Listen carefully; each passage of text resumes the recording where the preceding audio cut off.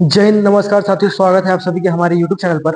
और आज हम इंग्लिश का एक नया लेक्चर लेके आए हैं। जैसे कि पिछले क्लास में मैंने आपको हमने अपने सेशन पे ये कंप्लीट कर चुका है reciprocal pronoun, relative pronoun, reflexive pronoun. और आज इसी के साथ हम अगला टॉपिक पे पढ़ेंगे और वो है emphatic pronoun. Sir, reflexive pronoun में और एम्फेटिक प्रोनाउन में बहुत ही ज्यादा खास डिफरेंस होता है। वो दिखते एक तरह के होते हैं, इसलिए हमें जरूरी होता है कि चीजों को समझना। तो चलिए आज का टाइम ना खराब करते हुए हम स्टार्ट करते हैं अपनी लेक्चर। इम्फेटिक प्रोनाउन सबसे पहले मैं आपके सामने लिखता हूं कि इम्फेटिक प्रोनाउन होते कौन कौन से हैं। Myself, yourself, herself. एक मिनट, इसको आप नोट डाउन करना आराम से। Myself, yourself, her self,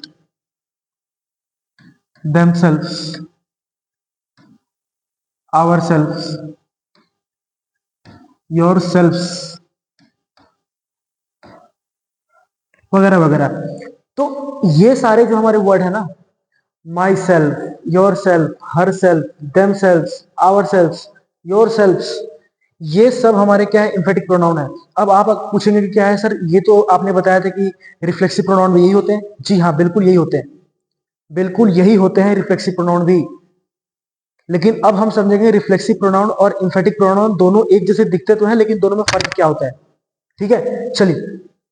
अब अगर आपने इसे नोट डाउन कर लिया होगा तो एक बात देखना,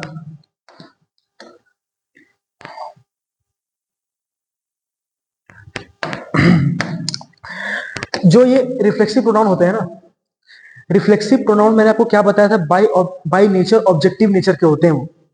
यानी उन वो ऑब्जेक्ट की जगह लिखे जाते हैं, सब्जेक्ट की जगह नहीं लिखे जाते। क्या बोला था, जब ऑब्जेक्ट सेंटेंस में ऑब्जेक्ट का काम करे तब वो क्या होता है हमारा, रिफ्लेक्सिव।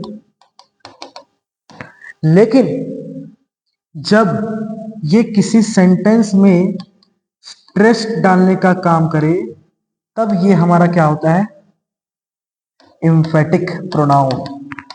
यानी ऐसा प्रोनाउन जो सेंटेंस में किसी भी चीजों पे जोर डाल रहा हो, जब जोर डालता हो तब उसे हम क्या कहते हैं, एम्फेटिक प्रोनाउन कहते हैं। कैसे, अब आप समझ, लेकिन ये सेंटेंस डेफिनेशन को आप लिख लो बार बार। जब ये प्रोनाउन सेंटेंस में किसी भी चीज के ऊपर स्ट्रेस डालते हैं, यानी कि जोर डालते हैं, तब वो कैसे काम करते हैं, एम्फेटिक के काम करते हैं। लेकिन जब वो रिफ्लेक्शन दिखाते हैं तो वो क्या होते हैं, रिफ्लेक्सिव प्रोनाउन होते हैं। अब मैं आपको देता हूं एग्जांपल। नोट्स बनाते चलना भैया, क्योंकि सबसे बड़ा चीज है ब्लंडर जो होता है ना, नोट्स होता है। नोट्स को आप हल्के में ना लेंगे। मैंने यहाँ पे एक सेंटेंस लिखा, मैंने यहाँ पे लिखा, Sneha herself agreed to help me। ठीक है, Sneha herself agreed to help me। इसे जरा मैं आप लोगों के लिए ना बीच में ले आता हूं, ताकि आप लोगों को ना नोट्स बनाने में दिक्कत नहीं आएगी। ठीक है, चलिए। अब आशा करता हूं आप लोगों को दिख रहा होगा अच्छे से। Sneha herself agreed to help me, ये सेंटेंस जब आप पढ़ोगे ना, तो ये जो वर्ड है एग्रीड, ये तो एक वर्ब है, राजी हो गई। अब आपको पता है कि जब आप वर्ब को पढ़ के व्हाट या होम का जवाब करते हो तो जो भी आता है वो ऑब्जेक्ट का काम करता है।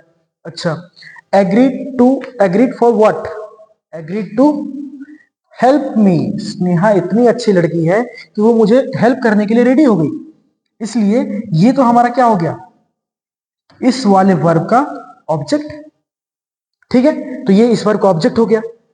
तो जब ये ऑब्जेक्ट बन गया तो फिर ये जो हर सेल्फ है, ये यहां पे क्या कर रहा है, ये तो ऑब्जेक्टिव नेचर का होता है। तो ये यहां पे इंफेसाइज कर रहा है, इंफेसाइज कर रहा है। यानी कि अगर इंफेसाइज कर रहा है तो इसका मतलब क्या हुआ कि ये जो यहां पे हर सेल्फ है, ये क्या है हमारा, एक इंफेटिक प्रोनाउन है। क्या है हमारा, इंफेटिक प्रोनाउन है। यानी इस सेंटेंस का कहने का मतलब है Sneha herself agreed to help me. Sneha ready तो हुई, वो राजी तो है मुझे हेल्प करने के लिए, लेकिन वो खुद से राजी हो गई। कितनी अच्छी लड़की है स्नेहा, देखो वो खुद से रेडी हो गई मुझे हेल्प करने के लिए। तभी कहता हूँ ना स्नेहा नाम की लड़की बहुत अच्छी होती है। ठीक है, तो वो खुद से रेडी हो गई मुझे हेल्प करने के लिए। चलिए, मस्ती भी होता रहेगा ये समझ के। अब मैं 2-3 एग्जाम्पल दिखाता हूँ आपको, आप बताना वो रिफ्लेक्सिव है या एम्फेटिक है। अच्छा, पहला question, Sneha wrote the letter herself. अच्छा, स्नेहा रोट, ये तो हमारा क्या है, वर्ब है।